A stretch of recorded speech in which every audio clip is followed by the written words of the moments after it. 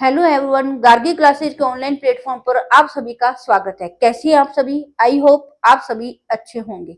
जैसा कि आप सभी को पता है कि आपका डीईसी का पेपर 9, 10 और 11 जून को होने वाला है, जिसका एडमिट कार्ड जारी हो चुका है। आज हम डीईसी के महत्वपूर्ण क्वेश्चंस को देखेंगे, लेकिन महत्वपूर्ण क्वेश्चंस को देखने से पहले मैं आपको बताऊंगी कि जो आपके एडमिट कार्ड है वो कैसे जारी हुए, जो जारी हुए हैं वो आपको कैसे निकालना है अपना एडमिट कार्ड। तो अपने इसके बारे में देखेंगे, लेकिन उससे पहले मैं आपको बता दूं कि अगर आपने मेरे चैनल को सब्सक्राइब नहीं किया है तो मेरे चैनल को सब्सक्राइब कीजिए, क्योंकि सिर्फ डीईसी की क्लासेस नहीं आपको मिलेंगी एग्जाम तक। उसके बाद भी अगर मान लो किसी के असाइनमेंट में या प्रोजेक्ट में कोई दिक्कत आती है या कोई पेपर ड्यू रह गया या रिजल्ट की कोई सूचना है, तो वो लगातार आपको हमारे चैनल पर मिलती रहेंगी। इसके साथ ही डीईसी की नहीं बल्कि अदर कोर्सेज की भी जानकारी आपको हमारे चैनल पर उपलब्ध रहेंगी। तो अगर अब किसी ने पीछे वाली वीडियो नहीं देखी है तो भी आप प्ले लिस्ट में जाकर निःशुल्क उन क्लासेज को लगातार देख सकते हैं, ताकि जो क्वेश्चंस हैं वो आपके पेपर में काफी हेल्पफुल रहें। तो चलिए मैं आपको बता दूं कि पहले आपका एडमिट कार्ड जो जारी हुआ है उसको आपको कैसे निकालना है। तो आप अपने सबसे पहले इग्नू की ऑफिशियल वेबसाइट देख रहे हैं, आप अपने गूगल क्रोम में जाकर इग्नू लिखिए, वहां पर ऑफिशियल वेबसाइट ही खुलेगी। वहां पर ऑफिशियल वेबसाइट का ये पेज खुलने के बाद आपको स्टूडेंट सर्विस पर क्लिक करना है। स्टूडेंट सर्विस पर क्लिक करते ही आपको इस तरह का पेज दिखाई देगा। पेज को स्क्रॉल कीजिए, यहाँ आपको दिखाई देगा एग्जामिनेशन। एग्जामिनेशन पर आपको क्लिक करना है, फिर आपको ओके करना है। फिर उसके बाद आपको ये पेज दिखाई देगा। यहाँ पर आपको आपका एनरोलमेंट नंबर जो पहले ही जारी हो चुका है उसे यहाँ फिल कीजिए। उसके बाद यहाँ पासवर्ड भरिए। यहाँ अगर कोई बच्चा पासवर्ड भूल गया तो रीसेट पासवर्ड कर लीजिए। फिर उसका कैप्चा भर के लॉगिन कर लीजिए, तो आपका एडमिट कार्ड जो होगा वो आपके सामने होगा।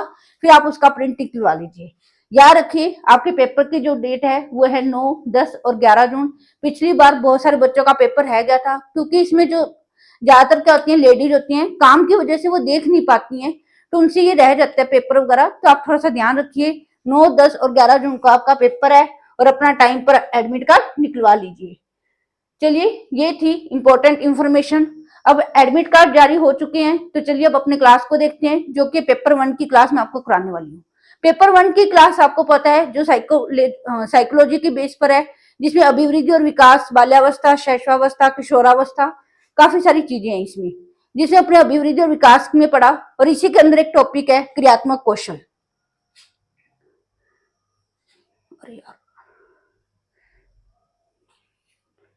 क्रियात्मक कौशल। अब अपने इन क्रियात्मक कौशल के बारे में इसमें पढ़ने वाले हैं।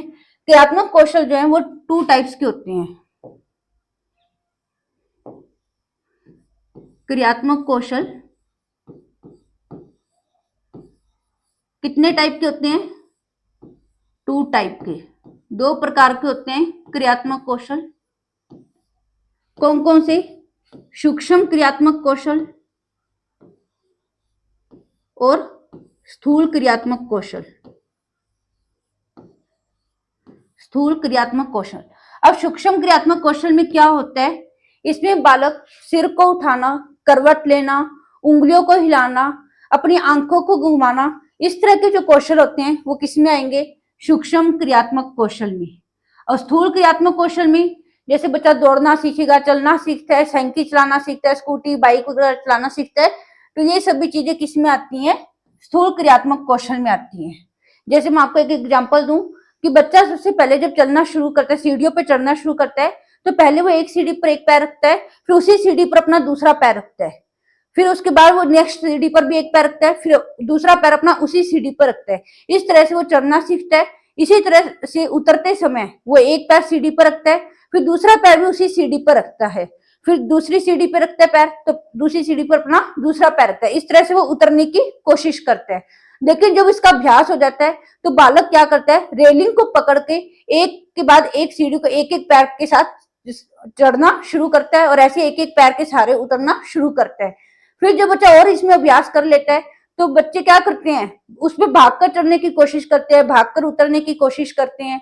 फिर उसके बाद एक एक सीढ़ी को छोड़कर वो उतरना चढ़ना शुरू करते हैं। इस तरह से वो उसमें क्या होते हैं, जैसे बड़े चढ़ते हैं वैसे चढ़ना सीख लेते हैं। इस तरह के जो कौशल होते हैं वो होते हैं स्थूल क्रियात्मक कौशल होते हैं। अब ये देखिए, ये आपकी बुक में भी दिया हुआ है कि बच्चे का जो विकास होता है सबसे ज्यादा वो कहाँ होता है? खेल के मैदान में। ये आरपीएससी सेकंड ग्रेड में भी पूछा हुआ है कि बालक का विकास सबसे ज्यादा कहाँ होता है? खेल के मैदान में। खेल के मैदान में बालक का जो विकास है वो सर्वांगीण विकास माना जाता है। वहां पर बालक का सामाजिक विकास भी होता है, मानसिक विकास भी होता है, भाषाई विकास भी होता है। तो सभी तरह का विकास खेल के मैदान में होता है। ऐसा माना जाता है कि खेल के मैदान में ही बालक का सबसे ज्यादा विकास होता है। उसके बाद है विशिष्ट आवश्यकता वाले बालक। विशिष्ट आवश्यकता वाले बालक कौन से होते हैं? जिन बच्चों जो बच्चे स्पेशल नीड वाले होते हैं। अब स्पेशल नीड वाले बच्चे कौन से होते हैं? जो बच्चे विकलांग होते हैं या मंद बुद्धि जो बालक होते हैं, उन्हें किस कैटेगरी में रखा जाता है? विशिष्ट आवश्यकता वाले बालक की कैटेगरी में। चलिए अब शुरू करते हैं अपने क्वेश्चंस। आज का फर्स्ट क्वेश्चन है, प्रारंभिक वर्षों में सुरक्षा और आत्मविश्वास की भावना क्यों महत्वपूर्ण है? Why are feelings of security and self confidence important in early years? चलिए ऑप्शन देखें। ए ऑप्शन है वे केवल खेलकूद में सहायता करती है। बी ऑप्शन है वे व्यक्ति की कार्यों में सफलता और सीखने की क्षमता को प्रभावित करती है। सी ऑप्शन है उनका विकास से कोई संबंध नहीं है। और डी ऑप्शन है वे केवल शारीरिक स्वास्थ्य को प्रभावित करती है। अब पहले क्वेश्चन को समझो। प्रारंभिक वर्ष। प्रारंभिक वर्ष का मतलब क्या होता है कि शैशवावस्था का अंतिम स्टेज, जो बाल्यावस्था की जो प्रारंभिक है, यानी कि 3 से 4 साल की जो एज मानी जाती है या 3 से 5 साल की जो एज होती है, उन एज के बच्चों की बात हो रही है, उन्हें बोलते हैं प्रारंभिक वर्ष। अब प्रारंभिक वर्षों में सुरक्षा और आत्मविश्वास की भावना क्यों महत्वपूर्ण है? क्योंकि वे व्यक्ति के कार्यों में सफलता और सीखने की क्षमता को प्रभावित करती है। तो सही आंसर क्या होगा आपका? ऑप्शन बी, वे व्यक्ति के कार्यों में सफलता और सीखने की क्षमता को प्रभावित करती है। नेक्स्ट क्वेश्चन देखें। बच्चे वयस्क भूमिकाओं की तैयारी मुख्यतः कैसे करते हैं? How do children mainly prepare for adult roles? Adult roles, वयस्क भूमिका का मतलब क्या हुआ कि जो पेरेंट्स को करते हुए देखते हैं वैसे ही रोल को प्ले करने में वो कैसे तैयारी करते हैं उसकी? पुस्तकों को पढ़कर? गलत। ये आपको पता है कि कोई भी बालक अपनी लाइफ में अकेले पुस्तकों को पढ़ के कोई भी रोल प्ले नहीं कर सकता। केवल विद्यालय जाकर? ये भी नहीं हो सकता। सी ऑप्शन है माता पिता के प्रत्यक्ष शिक्षण और वयस्क के अनुकरण द्वारा, यानी कि बालक जैसा देखता है, जैसा अनुकरण करेगा, जैसा सीखेगा वैसा ही सीखता है। तो यानी कि सी ऑप्शन है माता पिता के प्रत्यक्ष शिक्षण और वयस्क के अनुकरण द्वारा। ये सही आंसर है आपका। डी ऑप्शन है केवल खेलकूद के द्वारा, तो ये भी गलत है। सही आंसर क्या होगा? ऑप्शन सी, माता पिता के प्रत्यक्ष शिक्षण और वयस्क के अनुकरण द्वारा। नेक्स्ट क्वेश्चन देखिए। प्रारंभिक बाल्यावस्था में विकास किन किन क्षेत्रों में तीव्र गति से होता है? In which area the development occurs rapidly during early childhood? यानी कि जब प्रारंभिक बाल्यावस्था की एज कौन सी होती है? 2 से 3 साल या 4 साल तक। तो उसमें जो विकास होता है बालक का, वो किन किन क्षेत्रों में तीव्र गति से होता है? इसका ए ऑप्शन है केवल शारीरिक क्षेत्रों में, तो ये आंसर गलत है। बी ऑप्शन है भाषाई क्षेत्र में, ये भी गलत। शारीरिक, ज्ञानात्मक, भाषा, सामाजिक एवं भावनात्मक क्षेत्रों में, तो ये बिल्कुल सही बात है। प्रारंभिक बाल्यावस्था एज है क्योंकि देखो इसमें क्या होता है, शैशवावस्था में बच्चों में क्या होता है, संग्रहण की प्रवृत्ति होती है। छोटे बच्चे क्या करते हैं? सभी चीजों को इकट्ठा करते हैं। वो सिर्फ चीजों को इकट्ठा करके रखते रहते हैं, हर चीज को अपने पास रखते हैं। बाल्यावस्था में बालक क्या करता है? बाहर खेलने के लिए जाता है। फिर उसके बाद किशोरावस्था में उनकी अलग तरह की जरूरतें होती है। तो बाल्यावस्था में जब बच्चा बाहर खेलने जाता है, तो मैंने आपको बताया कि खेल के मैदान में बालक का सर्वांगीण विकास होता है। तो इसमें प्रारंभिक बाल्यावस्था में किन किन क्षेत्रों में तीव्र गति से विकास होगा? सी ऑप्शन है शारीरिक, ज्ञानात्मक, भाषा, सामाजिक और भावनात्मक क्षेत्रों में, तो ये राइट है। तो सही आंसर क्या होगा? Option C. नेक्स्ट क्वेश्चन देखें। शाला पूर्व बच्चों में क्रियात्मक कौशलों के विकास का मुख्यतः कारण क्या है?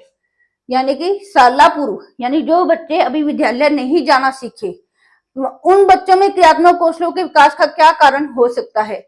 What is the main reason for the development of motor skills in pre school children? A option है हड्डियों का कठोर होना, bones become rigid. B option है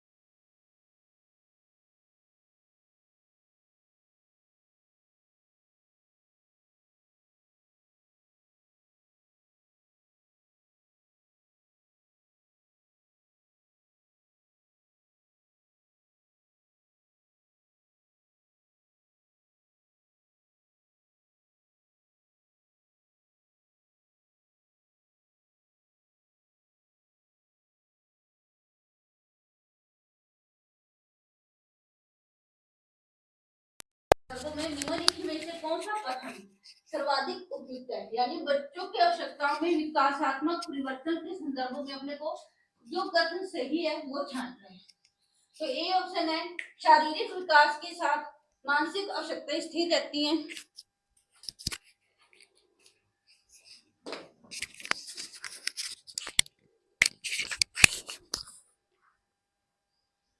ए ऑप्शन है इसका, शारीरिक विकास के साथ मानसिक आवश्यकताएं स्थिर रहती हैं। बी ऑप्शन है, आयु बढ़ने के साथ केवल देखभाल की मात्रा बढ़ती है, स्वरूप नहीं बदलता। सी ऑप्शन है, विकास के प्रत्येक चरण में आवश्यकता तथा देखभाल के स्वरूप में परिवर्तन आता है। तो ये सही है। देखो क्यों? क्योंकि देखो जब भी बालक का विकास होगा, चाहे वो किसी भी अवस्था में हो, शैशवावस्था में, बाल्यावस्था में, किशोरावस्था में, हर एक चरण में उसकी आवश्यकता में परिवर्तन आएगा, तो उसकी देखभाल में भी परिवर्तन आता है। डी ऑप्शन है, बच्चे की आवश्यकताएं जन्म से किशोरावस्था तक समान रहती है। नहीं, आपको पता है कि जन्म के समय बच्चे की कोई आवश्यकता नहीं होती, बच्चा माँ का दूध पीता है। फिर शैशवावस्था में आता है तो बच्चे में एक संग्रहण की प्रवृत्ति आती है। बाल्यावस्था में बच्चे में खेलने की प्रवृत्ति ज्यादा हो जाती है। किशोरावस्था में बच्चे में एक लीडरशिप का गुण आता है। तो यानी कि जन्म से लेकर किशोरावस्था तक जो बच्चे की आवश्यकताएं होती है वो समान नहीं रहती हैं। उनकी आवश्यकताएं जो होती हैं वो अवस्थाओं के साथ बदल जाती हैं। तो सही आंसर क्या होगा अपना? ऑप्शन सी, विकास के प्रत्येक चरण में आवश्यकताओं तथा देखभाल के स्वरूप में परिवर्तन आता है। नेक्स्ट क्वेश्चन है, प्रारंभिक वर्षों में सुरक्षा और आत्मविश्वास की भावना क्यों महत्वपूर्ण है? ये क्वेश्चन आ चुका है, रिपीट हो गया है। नेक्स्ट क्वेश्चन देखते हैं।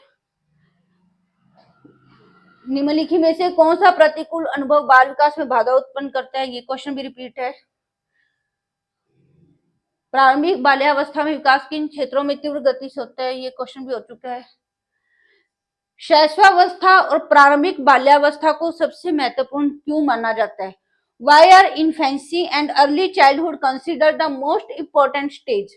यानी कि जो शैशवावस्था है 3 से 5 साल की, और प्रारंभिक बाल्यावस्था जो होती है वो होती है 5 से 7 साल तक की। ये जो शैशवावस्था और प्रारंभिक बाल्यावस्था, इसको महत्वपूर्ण क्यों माना जाता है?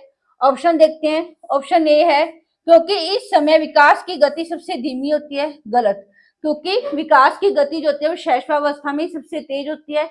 बाल्यावस्था में विकास की गति थोड़ी सी धीमी हो जाती है। किशोरावस्था में विकास की गति फिर तेज होती है।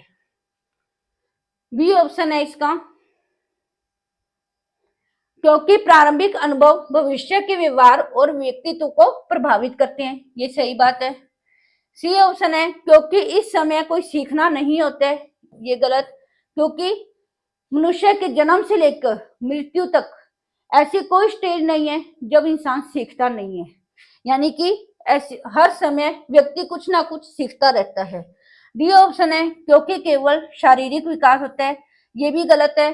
शारीरिक विकास के साथ साथ बालक का सामाजिक विकास भी होता है, मानसिक विकास भी होता है, संज्ञानात्मक विकास भी होता है, भाषाई विकास भी होता है। तो सभी तरह के विकास होते हैं। तो इसका सही आंसर क्या होगा? क्योंकि प्रारंभिक अनुभव भविष्य के व्यवहार और व्यक्तित्व को प्रभावित करते हैं। यानी कि शैशवावस्था में बालक जैसा अनुभव करेगा, इन फ्यूचर उसका व्यवहार और व्यक्तित्व वैसा ही होगा।